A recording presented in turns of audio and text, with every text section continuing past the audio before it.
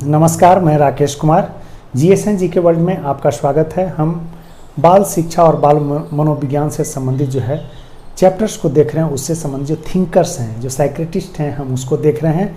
उसी के क्रम में हमने पहले पियाजे को देखा था, इसके बाद कोहलबर्ग को देखा था और उसी परंपरा को हम आज आगे बढ़ा रहे हैं, जिससे भी दो सवाल होने की संभावना होती है। हम उस पर चर्चा कर रहे हैं। आज हम जिस साइक्रेटिस्ट को पढ़ रहे हैं, बाल मनोविज्ञानी को पढ़ रहे हैं, वह है वाइगोत्स्की। ये रसिया के रहने वाले हैं और ये मनोवैज्ञानिक हैं। इन्होंने जो सिद्धांत प्रतिपादित किया, the principle propounded by him is सामाजिक सांस्कृतिक सिद्धांत, सोशल कल्चरल प्रिंसिपल।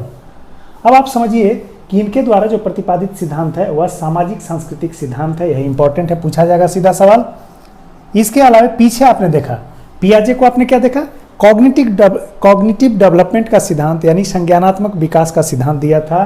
कोहलबर्ग को आपने देखा कि नैतिक विकास का सिद्धांत दिया था, मोरल डेवलपमेंट प्रिंसिपल दिया था।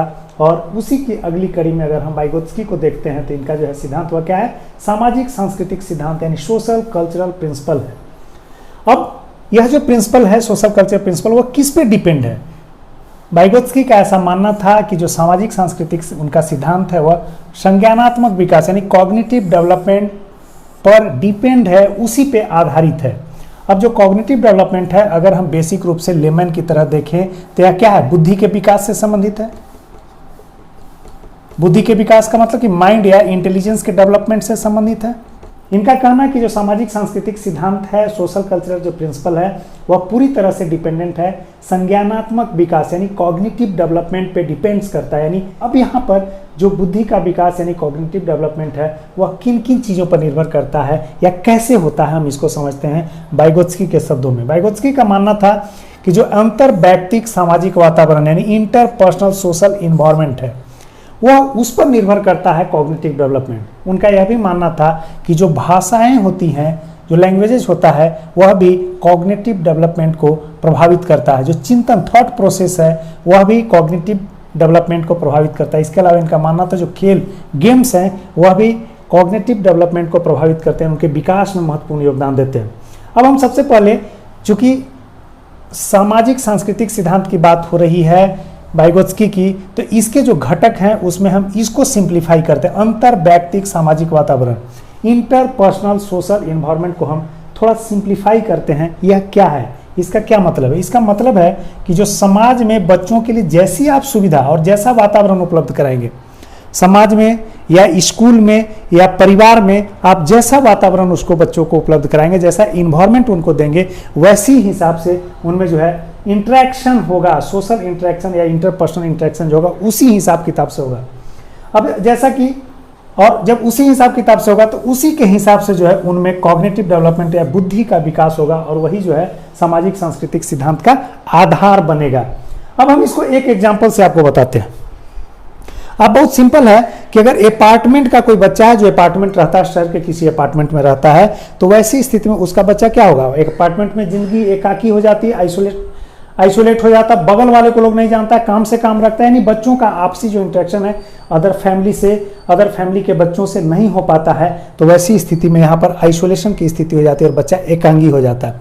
अगर वही गांव का बच्चा है तो उसके लिए पूरा वातावरण खुला है और चूंकि समाज वहाँ अशिक्षित है और ज़्यादा से ज़्यादा बेरोजगार लोगों का है, समय काटने वाले लोगों का है, तो उस स्थिति में उनका इंटरेक्शन उसी हिसाब किताब से होता है। वह बच्चा बहुत फनी होता है और दिन भर अपना समय जो है खेल कूद में व्यतीत करता है। तीसरा बच्चा अगर शहर का है, शहर में अगर कॉलोनी वाली संस्कृति है और एक बच्चे एक घर से दूसरे घर में और अंकल और आंटी के यहाँ जा करके अपने एज ग्रुप के बच्चों के साथ इंटरेक्शन, अपने से एज से सीनियर और जूनियर बच्चों के साथ इंटरेक्शन करते हैं, तो उनका एक अलग इन्वायरमेंट होता है और उनमें जो विकास होता है, उनके जो माइंड में या इंटेलिजेंस, उनका जो इंटेलिजेंस विकसित होता है वह अलग तरह का होता है। आप तीनों उदाहरण से समझ सकते हैं।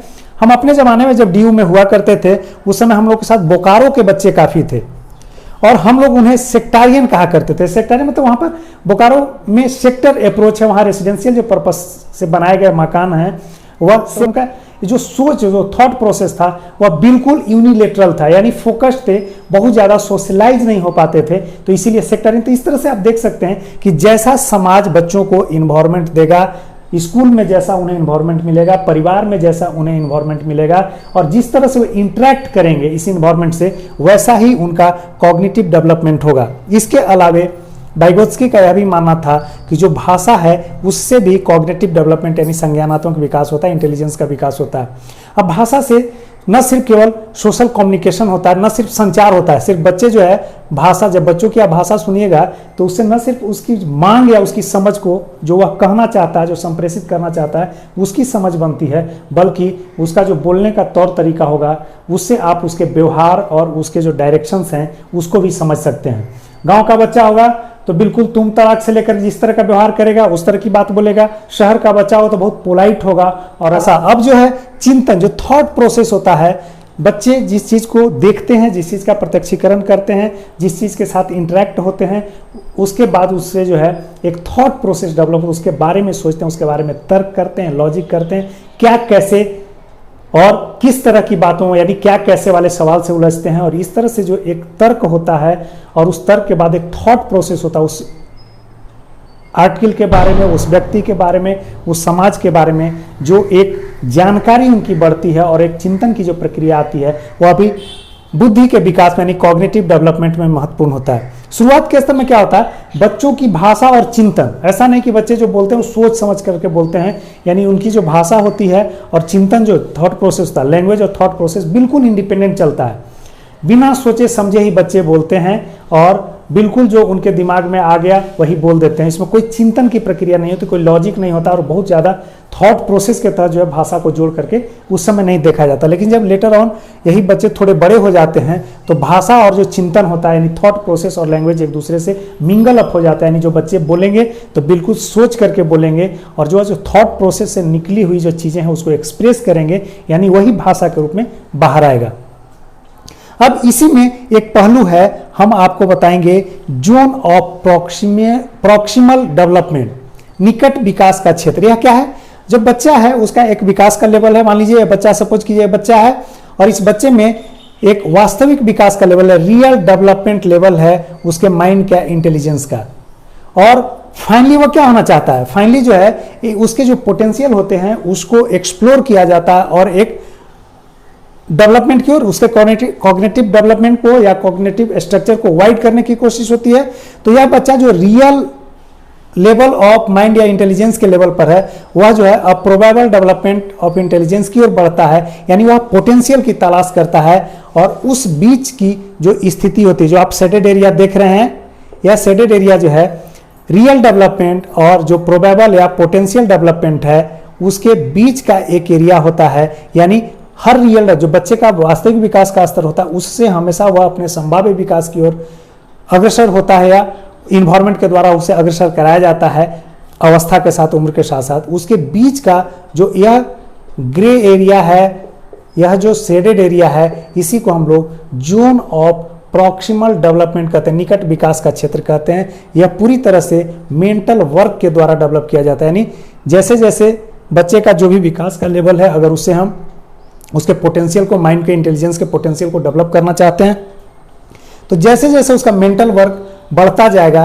और इंटरेक्शन सोसाइटी के साथ, है ना, बढ़ता जाएगा, उसी तरह से जैसे खेल इत्यादि में उसका इन्वॉल्वमेंट बढ़ता जाएगा, उसके बाद जो है उसका लेवल बढ़ता जाएगा, वह रियल से एक्चुअल पोटेंशियल की ओर बढ़ता जाएगा। इसी को हम लोग जोन ऑफ प्रॉक्सिमल डेवलपमेंट कहते हैं, ZPD। आपसे पूछता है सीधा सवाल, आप देख रहे हैं कि वाइगोत्स्की ने जो सामाजिक सांस्कृतिक सिद्धांत, सोशल कल्चरल प्रिंसिपल को जो प्रोफाउंड किया, प्रतिपादित किया, और उस प्रतिपादन में जो वह बेस्ड था वह संज्ञानात्मक विकास यानी कॉग्निटिव डेवलपमेंट पे बेस्ड था। और उस डेवलपमेंट के विकास में यानी कॉग्निटिव डेवलपमेंट के विकास में उन्होंने अंतर व्यक्तिक सामाजिक वातावरण, भाषा, चिंतन और खेल को महत्वपूर्ण माना और इसके माध्यम से माना कि इस तरह से जो विकास होते हैं वह बुद्धि के विकास, इसको अगर लेमन की तरह कहें तो बुद्धि के विकास है, इंटेलिजेंस का विकास होता है।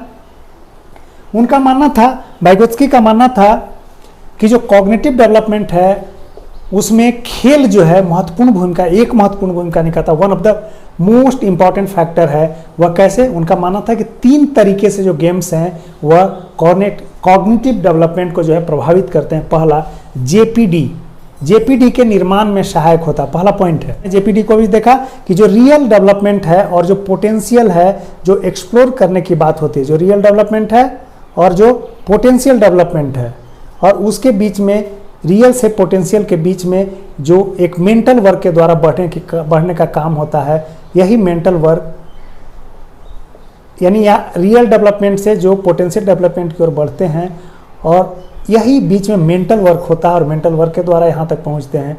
तो यह जो बीच का ग्रे एरिया है, शेडेड एरिया, इसी को हम लोग जेपीडी के नाम से जानते हैं। यानी खेल क्या करता है, यहाँ से रियल डेवलपमेंट से पोटेंशियल डेवलपमेंट की ओर बढ़ने में सहायता करता है, और जो जेपीडी एरिया है, यानी जो नॉन प्रॉक्सिमल डेवलपमेंट है, उसमें मेंटल वर्क को इन्हांस करता है, जिससे बच्चे जो है रियल डेवलपमेंट, जहाँ तक उनका डेवलपमेंट, उससे जो पोटेंशियलिटी, अपने पोटेंशियल डेवलपमेंट को प्राप्त करना चाहते हैं, यानी अपने मैक्सिमम या ऑप्टिमम इंटेलिजेंस के लेवल को प्राप्त करना चाहते हैं, उसमें सहायक होता है।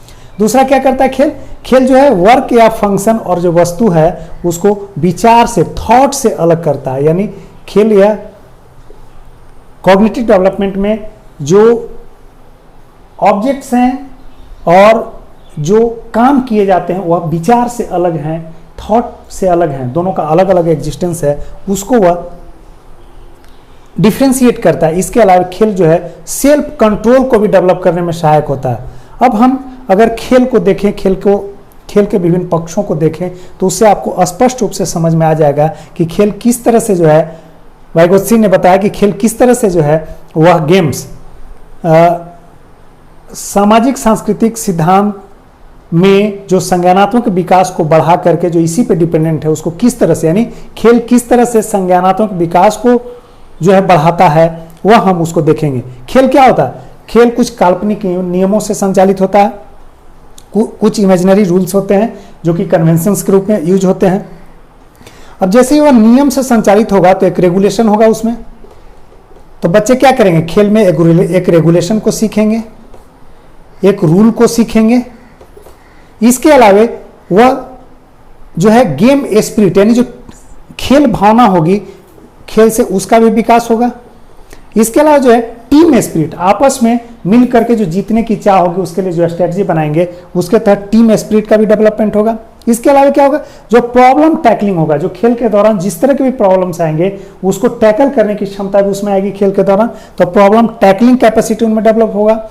जब प्रॉब्लम टैकलिंग कैपेसिटी डेवलप होगा तो अपने प्रॉब्लम्स को खुद सॉल्व करने की भी जो है कवायद करेंगे, उसकी कोशिश करेंगे, और उस तरह से जो कोशिश होगी और प्रॉब्लम सॉल्विंग कैपेसिटी भी बच्चों में डेवलप करेगा।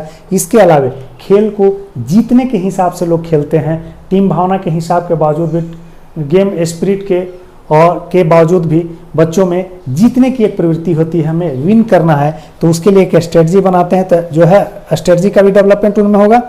इसके अलावा क्या हो, खेल में अगर मान लिया जाए कि टारगेट है कि मुझे गोल करना, फुटबॉल का खेल है, टारगेट है गोल करना है, तो बिल्कुल बॉल के साथ कंसंट्रेशन बनेगा और गोल पोस्ट तक कंसंट्रेशन होगा।